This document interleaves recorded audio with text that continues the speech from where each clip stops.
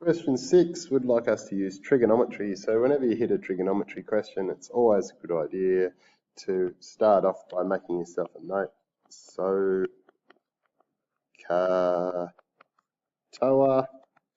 that way you can remember the rules. So it's sine equals opposite on hypotenuse, cos equals adjacent on hypotenuse, and tan equals opposite over adjacent.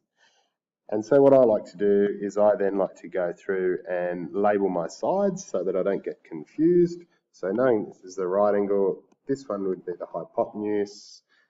And then relative to this angle here, 4 will be the adjacent, because adjacent means beside or next to, and the opposite is the one that is clear of it and isn't connected to that angle in any direct way.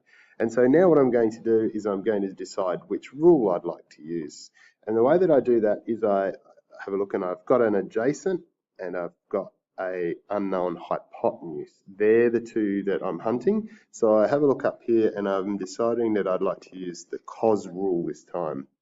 So I come in and I say cos 44 equals the adjacent over the hypotenuse, so 4 over v, because v is the hypotenuse.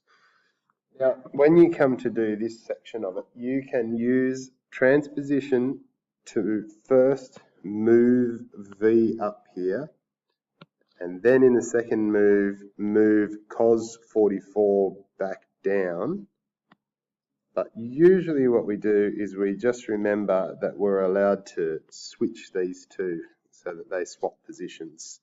And so I've got V equals 4 over cos 44, which I then put in my calculator and find the answer to be V equals 5.56 meters.